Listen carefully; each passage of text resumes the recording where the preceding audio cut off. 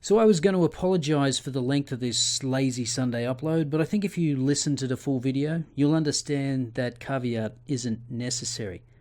Usually I excerpt a part of a speech, but this week I'm going to present the full 40-minute interview between Christina Hoff Sommers and Stuart Taylor. Stuart Taylor is the co-author of The Campus Rape Frenzy that exposes the hysteria on US college campuses around rape and sexual assault. Now, apart from being interesting, this interview will probably evoke anger and frustration, but it's still well worth a listen. Your book is so good. It's so thorough. It's an expose of the campus rape frenzy. Tell us about that. What is it for those who may not know? Yes, well, driven largely by the Obama administration, although it's a phenomenon that started in the 90s, really. There's been a huge misleading frenzy to the effect that there's something called a rape culture on our campuses, that rape is rampant, that it's an epidemic, that it's increasing, that the colleges don't care about it and won't do anything for the victims.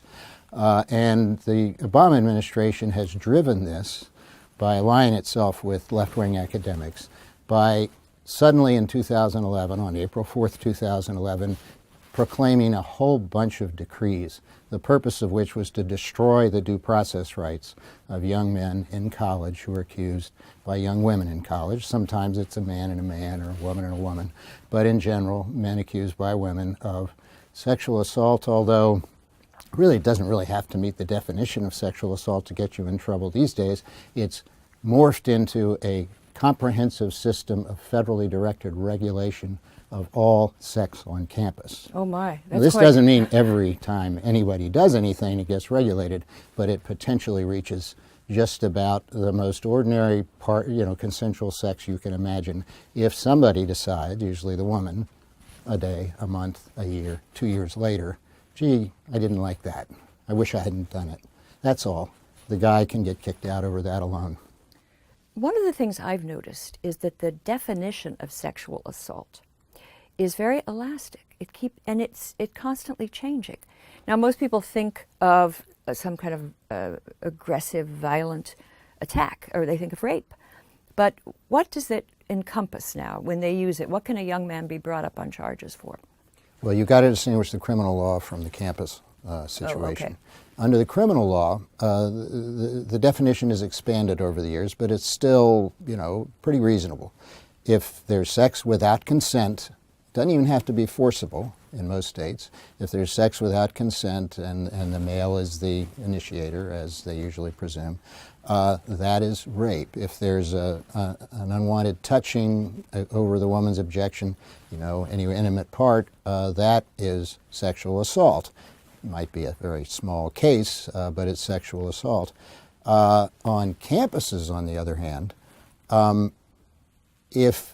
and also, I should say, in the criminal law, if the woman is passed out drunk, right, that's rape. On campus, she doesn't have to be passed out drunk to make it rape. She just has to be a little bit intoxicated. It varies from place to place. The federal government has not defined rape or sexual assault for purposes of the campuses, but the campuses have defined it, and they've done their definitions with the federal government looking over their shoulder with a general attitude saying, you better kick a lot of people out because we know there's a lot of unpunished. So they define it very broadly. And often, when I say that almost all sex that goes on campus is potentially within this, there are campuses where if the woman, it's usually the woman, much later decides she didn't really want to do it and she wishes she hadn't, even if she doesn't claim that she resisted or said no or, or but pushed. Someone saw her drinking a margarita. Yeah, somebody saw her drinking a margarita. That will get you kicked out if you're the young man at a lot of campuses, and I could tell you stories, including the Yale basketball captain who's been kicked out on stories like that. I saw at one college, they had defined assault to include coercion. And coercion means, did anyone ever try to talk you into sex or tell you lies that, or manipulate you in some way? Now, that might not be gentlemanly behavior, but we're not in the Victorian age, and we don't call that assault. Right. But they're implying that it is punishable as if it were a violation. So this is also, people should understand that it's just like you send a young man to college And any parent should warn him to be absolutely careful. Now, some people say, well, that's good. Maybe we should go back to an age where young men were taught to be protective of women. And maybe, and actually, in a way, I'm thinking maybe this is a reaction to the hookup culture where there was so much promiscuity. Maybe this is sort of the liberals' way of bringing some moderation to the campus hookup culture, and they call it the rape culture. But I think there's probably a better way to do it than setting up kangaroo courts. Especially since the same universities that are setting up the kangaroo courts are also distributing condoms, sex manuals on how to have fun sex, encouraging rampant sex. And doing nothing about the binge drinking. Doing nothing about the binge drinking. And then after all the things the university helped happen, and a woman complains later on, it's the man's fault. And they go after him now. Sometimes. What if they're both drinking? They both have 2 glasses of wine. They have sex, and for whatever reason, she brings charges. Can he show that he had the same amount of, and he could be exonerated? Or can he take her if he puts in the charge first? Is he? Theoretically, he could, but not in the real world. First, if she files a charge and the guy then says, well, then she did it too, they will often say, well, that's retaliation. We're not going to listen to that. Yeah. And the dean of students, Sue Wasilek's her name, at Duke University, was testifying, and she was asked, well, what happens if both of them are drunk? And she said, well, in that case, it would be the fault of the male, and he's a rapist or whatever. Now, campuses aren't always quite as frank as that in saying what their attitude is, but that's their attitude. You've described some very unsavory individuals they sound to be. I think there are probably a lot of campus Title IX officers and people that they want to do the best, but they're given a lot of misinformation. There's pressure from the government to hand over, guilt verdicts, and so they end up being part of something that is these mock courts or these kangaroo courts, and without ever really thinking it through. And without, where could they go without risking losing their job? So all the incentives are in favor of just going along with the system. Yeah, especially because they're reporting. I mean, the federal government is looking over their shoulder. They are appointed largely to appease the federal government by doing to the campus males whatever the federal government seems to want them to do on a case-by-case basis. And also, think for a minute, I'm sure some of them are great people. Think for a minute who would want that job, knowing that you are an agent of the federal government in all but name, there for the purpose of administering biased judges against young men, and that's your job and that's your responsibility, and you're going to be in trouble if you don't do that. Who wants that job? I don't think it's the type of person we want to be exercising that kind of power over our young people. Well, there they are. We have this elaborate bureaucracy, these campus sort of sex apparatchiks marching around. And what happens to people that oppose it, to dissidents? And a professor who questions it or a student who organized against it? Very few do. But for example, when the Yale basketball captain who I mentioned was railroaded out of Yale based on a bogus charge of sexual assault or sexual misconduct or whatever they called it, the basketball team rallied around him and they wore his number or something like that. They were hammered by the Yale administration, trashed by the Women's Center, attacked by kind of a mob of activists, and unfortunately they could see that this was going to end badly for them, and they basically backed off and apologized. That's what usually happens, and most people, including professors these days, we haven't gotten to the threat to freedom of speech, so-called harassment that this administration has increased, and it was already there. But most professors, even tenured professors, know perfectly well that if they speak out against this sort of thing, they're going to get picketed, they're going to get attacked, there's going to be a social media campaign against them, the university's going to be looking to whether to bring a Title IX charge against them. I know personally some professors who just say, I could get tenured professors who say, I could get pushed out of my job if I speak out against this. Well, as you know, I've written about this myself. I'm very alarmed what's going on. And in your book, you and Casey Johnson make it clear that you're concerned about victims of sexual assault. Any reasonable, fair-minded person is. But even at that level, what's happening on campus isn't helping assault victims. It's just created this, as you say, this kind of a moral panic, and they're rushing to judgment and replacing it. It looks to me as though they're replacing our tradition of the presumption of innocence with guilty because accused. Exactly. Now, I should make it clear, we hate sexual assault. We hate rape. We are very much champions of victims of them, and we know that there's a lot of it that goes on campus, off campus, always has, probably always will, but at least we'd like to reduce it. What we oppose is injustice here. What we're coming in, lots of people hate sexual assault. They didn't need us to make that point. What we see happening is a presumption of guilt, a rush to judgment, an effort to presume that all males are guilty if accused of anything they're guilty of, that when a woman's the accuser, and to brand them rapists and to kick them out of college or suspend them, in many cases ruining lives, PTSD, suicide attempts, the whole bit. The kinds of things you hear that happen to rape victims, and they do, also happen to falsely accused young men. Well, so someone argued that things are so bad on campus, there's this epidemic, a plague of violence, and we need to take strong measures. And while it's too bad that some innocent will suffer, overall, it's just better this way all round if we have these strong measures. What would you say to that? Two main points. A, there's not an epidemic. There's not a rape culture. And B, it's not making, this huge effort is not making things any safer for women. Okay, you say there's not a rape epidemic, and explain that, because people hear 1 in 4, 1 in 5 women will be. An epidemic suggests something that's huge and growing. Now, is it huge? Well, I guess if it's always been huge, it's still huge. There's way too much sexual assault, there's way too much rape, but it's nothing like 1 in 5. At the time the administration acted, the rape rate on campus, the percentages, according to the best federal statistics, had plunged by more than half over the previous 15 years. Plunged, not increased. It's not increasing. Some of the numbers are increasing lately because they've been basically tampered with by advocacy research. Yeah.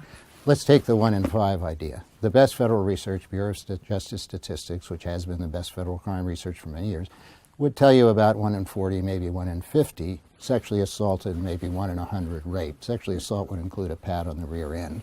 It's technically a crime, but there are degrees. The way these surveys get to 1 in 5, and the President of the United States has embraced this number, is by phoning up the statistics. First, they get very small sample sizes. Women motivated to complain tend to be the ones who answer the samples. Second, they define all kinds of activity that's perfectly legal, that's not thought of commonly as sexual assault at all, and they define it as sexual assault. Has anybody ever had sex with you when you had been drinking? Has anybody ever had sex with you when you really didn't want them to, whether or not you told them you didn't want to, and so forth. And so there are all sorts of things. And this is quite revealing. They never, these survey takers, and they're kind of a group of them, and they all do the same game. And the Washington Post has done it, and Pew Research has done it, and the American, they never ask the people being surveyed, have you been raped? Have you been sexually assaulted?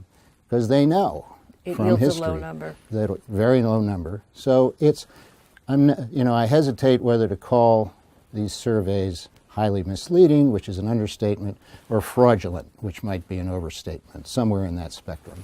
But these numbers would make it seem, if we took them seriously, it would mean that when a young woman enters a campus, Wesleyan or Brandeis or Stanford, she's at as much risk as she would be, or more risk than she would be in Detroit, or more than that, maybe in war-torn Congo. I mean, these numbers are so high, and yet people send their daughters to college. And who would send a child to college if you thought they had a 1 in 4, 1 in 5 chance of being victimized by a serious felony assault? You exactly. wouldn't. The evidence that the administration and the colleges that jump on this bandwagon, they don't take these numbers seriously themselves. They use them as propaganda. If they took them seriously, there would be cops all over the campus. There would be security guards everywhere. They wouldn't allow alcohol They on would campus. not allow co-ed dorms, let alone co-ed bathrooms. There would be no alcohol on campus. Maybe they'd go back to single-sex schools. They're not doing any of those things. They're not doing anything that shows real seriousness. It's all a big, misleading panic. It's a panic. Well, before we get to this, what is it like to be a young man, or could be a young, I read some terrible cases of young women falsely accused as well, but tell a typical case, of, a picture of what happens to a young man today when accused on campus. Okay. I'll give you a real case, not a hypothetical one, Okay. and I could give you 40 probably, except my memory. Well, there are about 100 young men suing right now. And Right, to read through yeah. these cases is Yeah. to go into Kafka's trial, but go on. But here's a case at Amherst, and one thing that's striking about this and somewhat unusual is that the young man who was ejected from Amherst on a charge of sexually assaulting the young woman was in fact a victim of a sexual assault by the young woman. That's what really happened, and the evidence that proves it, text message evidence, was readily available to the college if they had bothered to look for it. She was sending texts to her friend saying, Yes. "Oh, I just did that," and Yeah. he had been It passed starts out. with them, making out in a very sexual way in front of other people in some common area in the dorm. And somebody says, why don't you all go get a room? So she takes the guy back to his room. By her account, she was a little bit tipsy. By all accounts, he was passed out drunk or very close. She gave him oral sex for whatever reason she wanted to. It's not clear he was even aware this was happening. He doesn't remember anything. And then she sent him away, and she called in another guy who she'd been flirting with earlier in the evening and had more sex. And then she began to feel bad because, that first guy was my roommate's boyfriend. My roommate's away, but she's going to find out, and it's going to be very socially awkward with our friends. So she started telling people she'd been sexually assaulted. She joined a feminist anti-rape group on campus, and many, many, many months later, I think it was more than a year later, she actually filed a claim of sexual assault. The investigation by the college was ludicrous. Her testimony was incoherent. The whole thing was a giant fraud, and apparently driven by Amherst's fear that the federal government would say they're not being tough enough on sexual assault. And then after he got the text message, and they kicked him out, after he hired a lawyer, the lawyer asked around, anybody got any text messages, got some text messages, and the text messages proved the facts that I've just told you conclusively. The guy took the facts back to the college, Amherst, and Amherst said, sorry, too late, you're kicked out, and it's final. And he's kicked out and marked as a predator. And these people that get kicked out of college, they have a hard time getting into another school. And it's also devastating psychologically to be accused. You're seen as a pariah. I've read reports from psychologists what it's like to treat falsely accused people. Exactly. And it's psychically devastating. We have two. And there's two aspects worth mentioning. One, these things are almost always done in secret. Federal privacy laws and so forth, which means it's impossible usually until a case gets into court. And this Amherst guy sued in court, which is how we know all the facts we know, to know what went on. And so the guy usually doesn't get on Google as a rapist, but everybody on the campus knows who he was. Right. And the word gets around, and there's a movement to put it on transcripts. And when he tries to apply to another college, they tend to turn him down. And so it has a lifelong effect, potentially a horrible lifelong effect. It leads to depression, it leads to post-traumatic stress syndrome, it defeats career opportunities. It's often regarded by people who are anti-rape activists as, the guy just picks himself and moves on. No, he doesn't pick himself up and move on.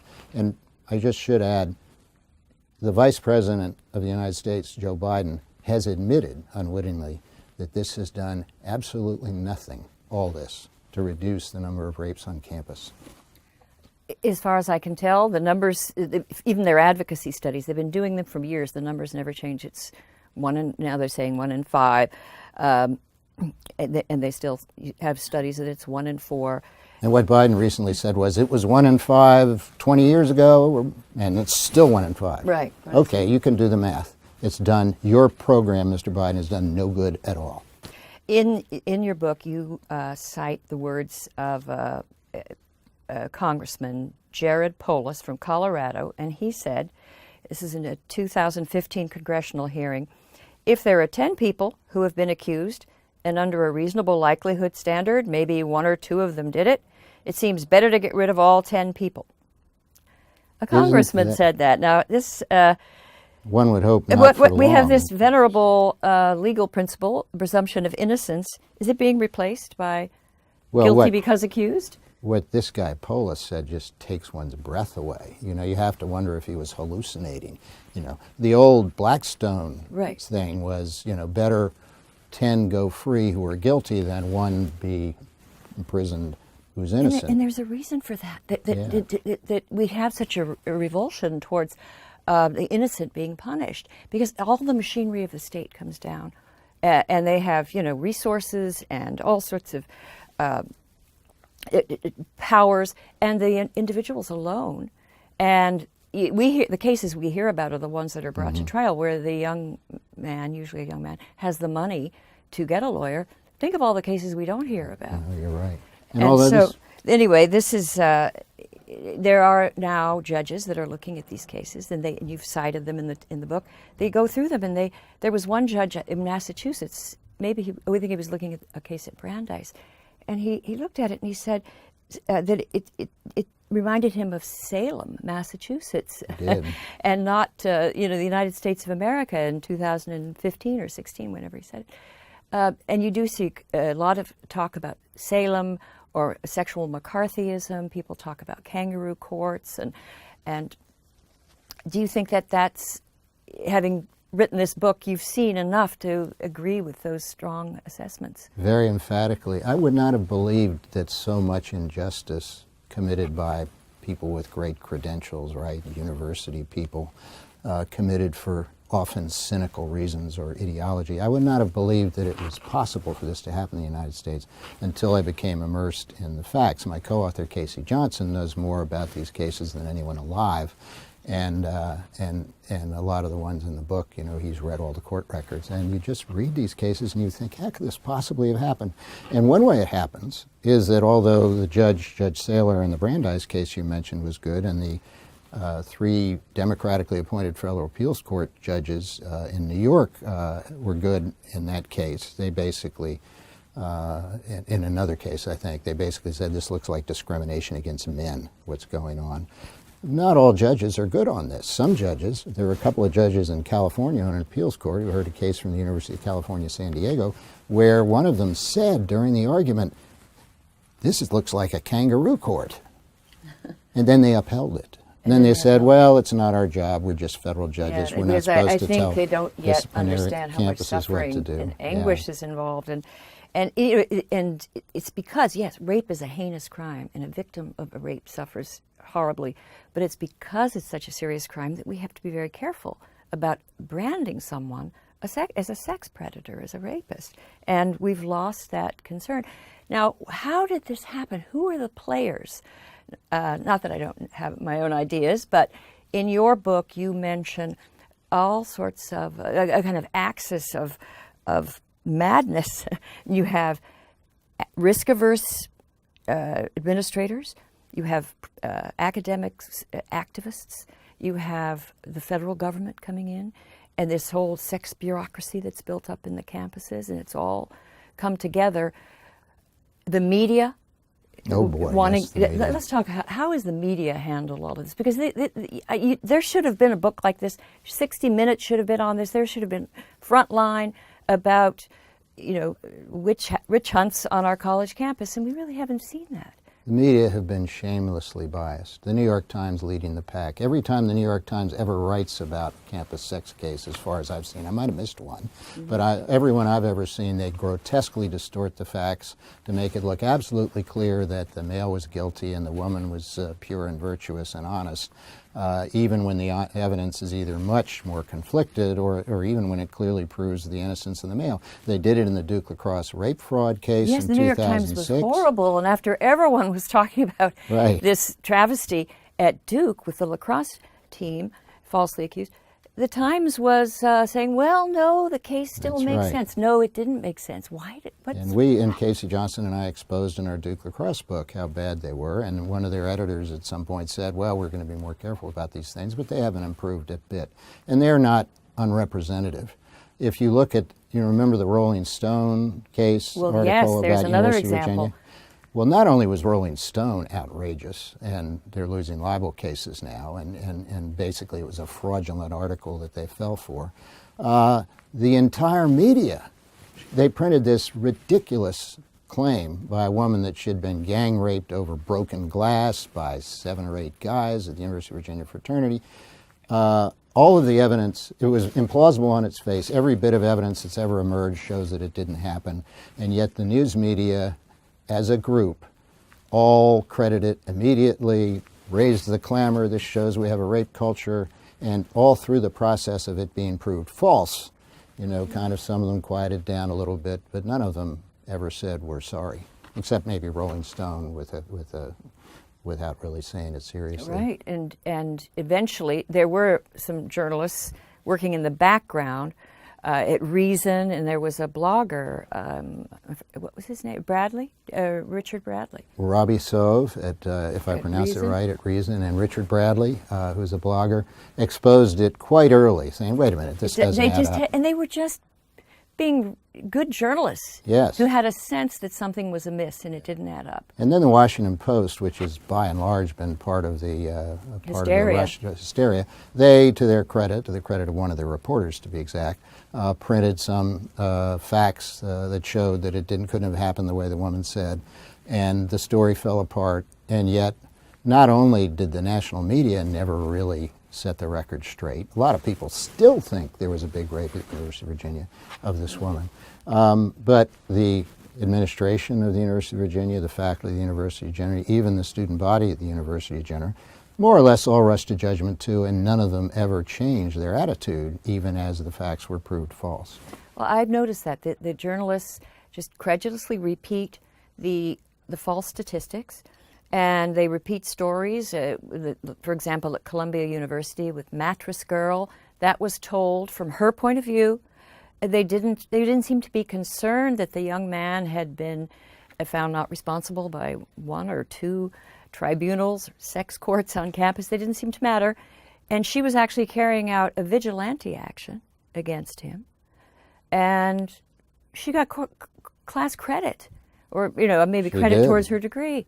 She did. And she was treated as a heroine by the media. And all the evidence isn't quite clear there. One thing that's very clear, she was sending I love you emails to the supposed rapist weeks after the supposed rape. Right. She has no credibility at all, and yet Senator Kirsten Gillibrand, the Democrat, Oh, Senator Gillibrand has took been her like, to the 2015 State of the Union address, and made her into a heroine. shouldn't Kristen Gillibrand and the other legislators, everyone really, care about due process? What has happened to due process? Just with these young people who are accused, do they get a lawyer? Do they get to cross-examine? Do they have the right to, once they're found innocent, they're not put on trial again? Or is it the reverse? The reverse, and this takes me back to the Obama administration's very major role in this. In the April 4th, 2011 directives they sent, they dictated procedures for these cases. And one was the lowest possible standard of proof. Not clear and convincing, certainly not, preponderance of the evidence, 50.01%. Another was, you better not let these guys cross-examine the women, or let anybody cross-examine Because they'll be the women. re-traumatized. Re-traumatized. So they're presuming Right. that she's a survivor and that he's the perpetrator. Yeah. And the relevance of that is, first, the Supreme Court has repeatedly said cross-examination is the best legal engine ever devised by the law for getting at the truth. They've said it more than once. And we're talking about he said, she said cases often, where if you can't really test the veracity of the woman, it's pretty much over. The guy doesn't get to have a lawyer in the proceedings. He doesn't get to see all the evidence that's going to be used against him. He doesn't get to see the evidence that's in his favor. The procedures are all completely rigged to maximize the point of accusers. And the people who do the deciding, if there's a board, they're often coached by so-called trainers Oh, these to trainers. presume guilt. And the trainers come in believing all of the advocacy statistics. They believe that 1 in 5 is a victim of assault. Yeah. They believe that women rarely lie. There's another false statistic, and you Right. expose a number of them. The trainers at Stanford, for example, said, among other things, two things that don't coexist well. One is, if the man's story is articulate and persuasive, that's a sign of guilt. Oh, and if he's being too logical. If he's being a little bit, if he's too logical. Right. If he's vague and kind of wanders around, why, that's a sign of guilt too. In other words, everything he says is a sign of guilt. So they're using the lowest standard of proof. They have no way to defend themselves, and they're none of the usual means. And the committee is just arbitrary. It could be a librarian, it could be a dean, a couple of students. They're the sex court. They're not trained except by these experts that come in. And they will be told that women rarely lie. Sometimes Right. some of the materials say only in what they 2% cite of cases, 2% of yes. cases, and that goes back to a book in the 70s by Susan Brown Miller. She just stated it. I don't think she had a source for that. There is no she source. said she'd heard some judge said it based on some study that was never Yeah, made public, well, but it's nonsense. it's Lots and nonsense. lots of women are victimized, and lots of other women make it up for various reasons, or lie or embellish. And you know, I think women sometimes lie about being raped, not because they're women, but because they're human beings. Human beings sometimes lie, especially about sex. There are many, many reasons we've seen already in the notorious cases of the Duke Yeah. lacrosse and the UVA Also, case. on the campuses with the administration pushing it, I'm thinking of a case called Occidental and a woman named Danielle Dirks, who was a professor, a radical Very radical, very hard line. A young woman who had had a Heartless. drunken tryst with a young guy, 2 freshmen, and she was complaining to a roommate or somebody like that. She didn't call back. It wasn't very good. Somebody directed her to Danielle Dirks, and Danielle Dirks said, well, you know, this guy is the typical campus rapist. How do I know that? Well, he's from a good family. He was a high school valedictorian. He had good grades, and he was an athlete. Well, those there. are the guys who are obviously guilty. So that is the attitude that goes into a lot of the campus adjudications. Gender profiling. Yeah. And the one thing that the administration's been pushing people to do is to have a single person be the investigator, prosecutor, judge, and jury. You know, let's not put this in front of, say, a panel of students who might actually find the guy innocent. Let's make it very clear that he's totally at the mercy of somebody who's looking over her shoulder. It's almost always a her, by the way, at the other hers in the Obama Education Department who are saying, you'd better bring us some heads. I think that by the way, it's not only the Obama administration, there are a number of Republicans who are on this, have joined with this campaign, this crusade about the campus rape culture, and very, very poorly informed. It's unfortunately bipartisan.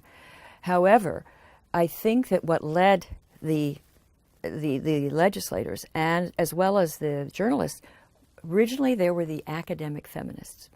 And this all started, I saw it happening way back in the last century. You had professors who believe, gender studies professors, who believe that American society is a patriarchy and that women are held down and held back. And then you had very radical figures like Catherine McKinnon, Andrea Dworkin, who believed that we were captive to a culture where rape was an instrument of oppression used by men to keep women in their place. It's part of the structure of society.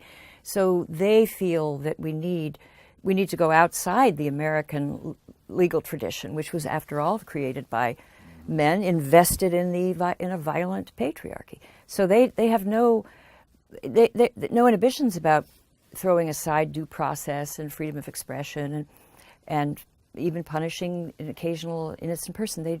Because they think they're dealing with this patriarchal oppression. So they don't care. Now, these ideas were half-baked, and it's just a lot of twisted, paranoid theories that have no basis in reality, which almost anyone could say. But if you challenge their theories, that just proves you don't understand them, and that proves that you're an apologist for the rape culture. Somehow, these theories, which were not taken seriously by anyone outside these sort of esoteric departments in the academy. They've moved into the mainstream, and suddenly I'm seeing them in women's magazines, and I think it was the statistics, these false statistics came to be believed, or these dubious statistics, took on, they got to a point where they were beyond the reach of rational analysis. So we do have the makings of this panic. And do you see a way out of it? It is like the Salem witch trials, and in a different way, it's like the McCarthy era, and it's like the daycare, scares of the 1990s. Satanic cults in daycares. Satanic people, when babies were being thrown into streams, beheaded and so forth, except nobody could find the bodies. People believed it. And Catherine McKinnon, who you mentioned, has been lionized by, academic feminists. I think one of her famous quotes is, "I call it rape whenever a woman has sex and feels violated." I think that's almost verbatim. Yeah. So this has become an ideology that swept the campuses with huge, expansion of gender studies programs. They're sort of in the business of spreading this ideology. And frankly, because of the state of the campuses, it's hard for me to be at all confident that we're ever going to see the end of this, or at least see it anytime soon. I hope that the new Trump administration, and I'm certainly not a pro-Trump person, but I do hope that his education secretary, Betsy DeVos, if she's confirmed, and the rest of his administration will do at least one very good thing for America, which is dismantle this sex bureaucracy machinery, at least in the federal level, that the Obama administration has created. But that would only be a start, a little bit of a start on fixing this, because the sex bureaucracies in the universities, the feminist kind of biases in the universities, they've swept over universities from coast to coast, with a few exceptions, and they're full of ideas that the average American, if he heard them or she heard them, would consider laughable. The average woman who considers herself a feminist would consider them laughable, but because they're in the academic ghettos, they kind of Well, persist. A lot of feminists have come out against this. People like Wendy Kaminer and Janet Haley at Harvard, Nadine Strawson, the former president of the ACLU. They've been some Nadine of the most wrote a very nice. Nadine is fantastic. Nancy Gerstner, Nancy Gertner in Massachusetts. They've been wonderful, but they're not listened to. No, and 5 Harvard Law School professors have been better than most academics. Most academics have had their head in the sand. 28 Harvard Law faculty members signed a statement, an eloquent statement, denouncing what the federal government was forcing Harvard to do, what Harvard in fact did, although they got an exception made for the law school, and very eloquent. And these are pretty liberal folks. And 5 of them, you've mentioned 3 or 4, but 5, another comes to mind is Betsy Bartholet, she's been wonderful. Are leading feminists. Yes. And, every serious civil libertarian I know, and every feminist who I respect, and I respect a lot of them, who's seen what's going on, realizes how pernicious this is, but it persists. Well, maybe it's going to take, a famous academic feminist to find her son brought up on charges and taken through a kangaroo court. It's going to, what will it take for I think back to France in the Alfred Dreyfus case, and Émile Zola writing J'accuse, and it was J'accuse, it was the most famous headline of all time in a newspaper, and he accused, the French military, the press, everyone, of taking part in convicting an innocent man. And it just became a famous symbol of people becoming aware that we had committed just this heinous injustice. All of us had somehow were guilty, and Zola conveyed that in J'accuse, and I see your book as possibly doing that. I hope so. I don't think any journalist that writes about the sexual assault on campus, anybody on a committee, any dean, if they don't read this, I think it's malfeasance. They're not doing their job. You've done such a good job. It's meticulous. It's careful. The tone, all of it is really, really fine. So let's hope it makes a difference, because this can't go on. Well, having the factual feminist on our side. Oh, yes. Well, I will do what I can. I urge people to buy. It makes me feel much more optimistic than I would otherwise. I'll do my best, and let's stop the madness. Thank you.